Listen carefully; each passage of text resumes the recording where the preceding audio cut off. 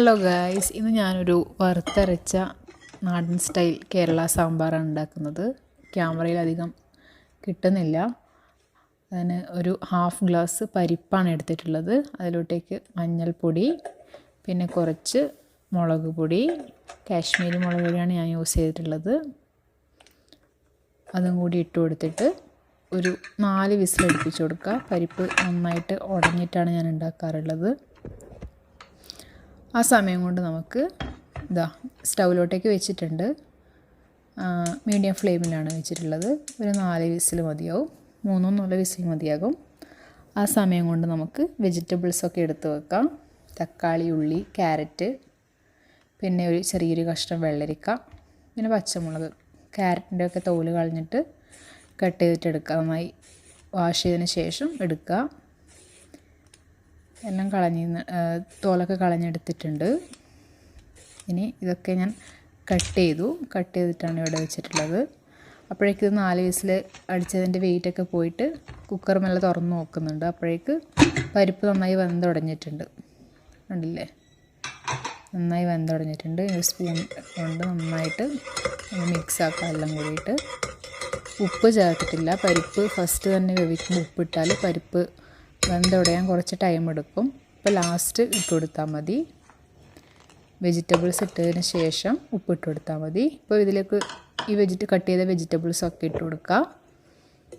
എല്ലാ കഷ്ണങ്ങളും സെയിം അളവ് തന്നെ കട്ട് ചെയ്യാൻ നോക്കുക. എന്നിട്ട് എല്ലാം കൂടി ഒന്ന് മിക്സാക്കി എടുക്കുന്നുണ്ട്. അതിലോട്ടേക്ക് കുറച്ച് ഉപ്പ് ഇട്ട് കൊടുക്കുക. പിന്നെ ആവശ്യത്തിന് വെജിറ്റബിൾസ് വേവാൻ ആവശ്യമായ വെള്ളം ഒഴിച്ച് കൊടുത്തിട്ട് ഒന്നും കൂടി എല്ലാം കൂടി ഒന്ന് മിക്സാക്കി എടുത്തിട്ട് ഈ സമയത്ത് കറിവേപ്പിലയും കൂടി ഇടാം. കറിവേപ്പിലയും ഉപ്പും ഇടാം. ഉപ്പ് ഇട്ട് കൊടുത്തിട്ട് വേവിക്കാൻ വെക്കാം. ഒറ്റൊരു വിസിൽ മതിയാവും. ആ സമയം കൊണ്ട് തന്നെ വെജിറ്റബിൾസ് എല്ലാം വെന്ത് വരും.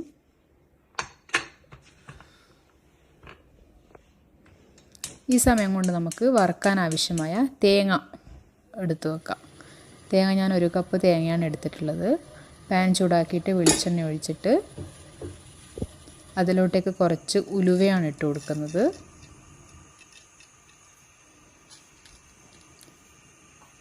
ഉലുവ കുറച്ച് ബ്രൗൺ കളർ ആകുമ്പോഴേക്ക് നല്ല സ്മെല്ല് വരാൻ തുടങ്ങും. ഈ സമയം നമുക്ക് കുറച്ച് ഉഴുന്ന് കൂടി ഇട്ട് കൊടുക്കാം. ഉഴുന്ന് രണ്ടും കുറച്ച് മതി, കൂടി പോവാതിരിക്കാൻ ശ്രദ്ധിക്കുക. ഉഴുന്നും കൂടി ഇട്ട് കൊടുത്തതിന് ശേഷം തേങ്ങ ഇട്ട് കൊടുക്കുക. കടലപ്പരിപ്പുണ്ടെങ്കിൽ അതും കൂടി ചേർത്ത് കൊടുക്കുക. എൻ്റെ കയ്യിൽ ഇല്ലാത്തതുകൊണ്ടാണ് ചേർക്കുന്നത്. തേങ്ങയും കൂടി ഇട്ട് കൊടുക്കാം.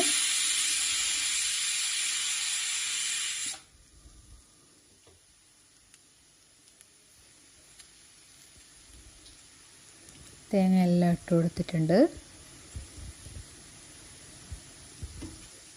പിന്നെ ഇതിലോട്ടേക്ക് വേണ്ടത് ഒരു 4 അല്ലി ചെറിയ വെളുത്തുള്ളി ആയതുകൊണ്ട് 4 അല്ലി എടുത്തിട്ടുണ്ട്. പിന്നെ കുറച്ച് കറിവേപ്പില, 2 വറ്റൽമുളക്. ഇനി നന്നായിട്ട് വഴറ്റാം. ഫ്ലെയിം കുറച്ച് ലോ ഫ്ലെയിമിലാക്കുന്നതായിരിക്കും നല്ലത്, അല്ലെങ്കിൽ പെട്ടെന്ന് കരിഞ്ഞു പോകാൻ ചാൻസ് ഉണ്ട്. കരിഞ്ഞാൽ കറിയുടെ ടേസ്റ്റ് ഫുള്ള് മാറിപ്പോവും. അപ്പം ലോ ഫ്ലെയിമിലിട്ടിട്ട് നന്നായിട്ട് ഗോൾഡൻ കളറാവുന്നത് വരെ നമുക്ക് നല്ല വറുത്തെടുക്കാം.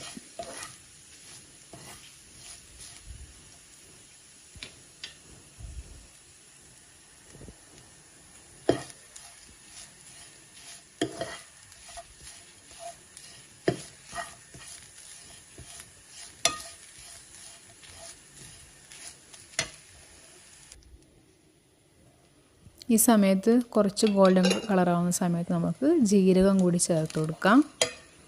എന്നിട്ട് ഒന്നുകൂടി നന്നായിട്ട് വഴറ്റി കൊടുക്കാം. തേങ്ങയൊക്കെ ഗോൾഡൻ കളറായി വരുന്നുണ്ട്. ഫ്ലെയിം എപ്പോഴും ലോ ഫ്ലെയിമിൽ തന്നെ വെക്കാൻ ശ്രദ്ധിക്കുക. പിന്നെ നന്നായി ഇളക്കി കൊടുക്കുക. ഇത് മാത്രം ശ്രദ്ധിച്ചാൽ മതി. ഇതാ കാണുന്നുണ്ടല്ലോ നിറം മാറി വരുന്നത്.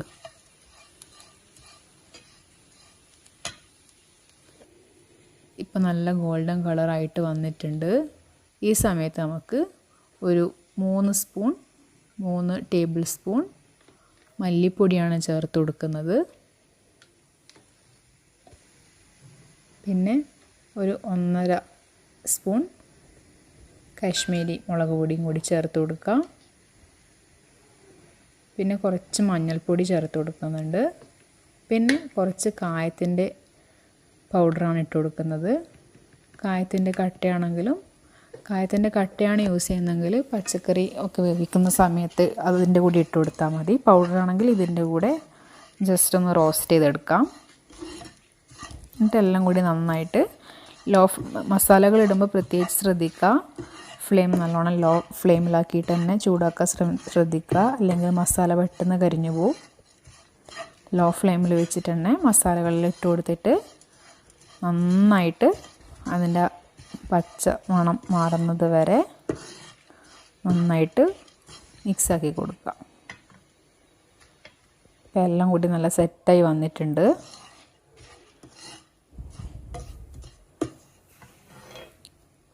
ഈ സമയത്ത് നമ്മളെ കുക്കർ ഒരു വിസിൽ അടിച്ചിട്ട് വെയിറ്റൊക്കെ പോയി തുറന്ന് നോക്കാം. എല്ലാം നന്നായി വെന്ത് വന്നിട്ടുണ്ട്. ക്യാരറ്റും വെള്ളരിക്കും എല്ലാം നന്നായി വന്നിട്ടുണ്ട്. ഉടഞ്ഞ് പോകേണ്ട ആവശ്യമില്ല.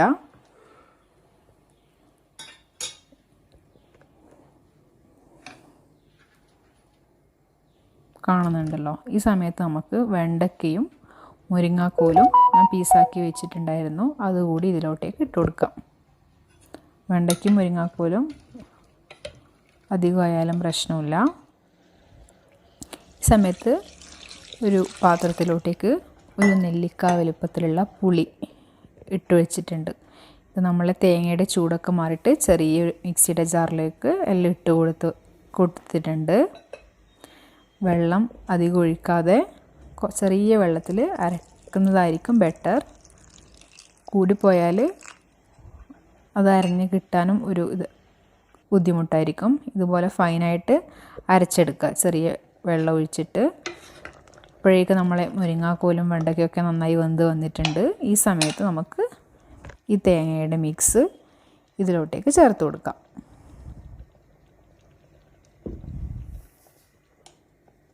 എല്ലാം ചേർത്ത് കൊടുത്തിട്ടുണ്ട്. എല്ലാം കൂടി നന്നായിട്ട് മിക്സ് ചെയ്യുക.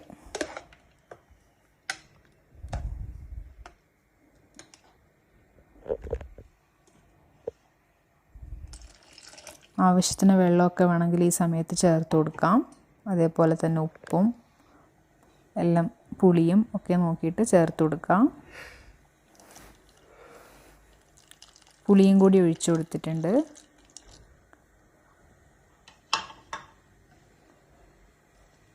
നന്നായിട്ടിത് മിക്സാക്കാം.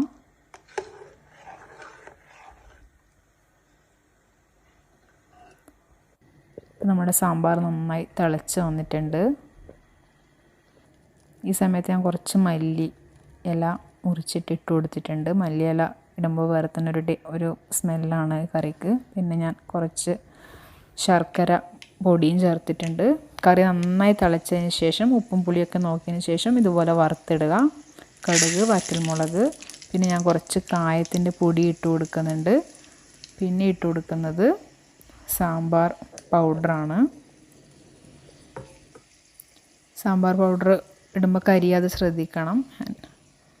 ലാസ്റ്റ് എല്ലാം കൂടി ഒന്ന് വറുത്തിട്ടിട്ട് നന്നായിട്ട് ഇളക്കി കൊടുക്കുക. നന്നായി ഇളക്കി കൊടുത്തിട്ടുണ്ട്. അപ്പോൾ താങ്ക് യു. എല്ലാവർക്കും ഇഷ്ടപ്പെട്ടെങ്കിൽ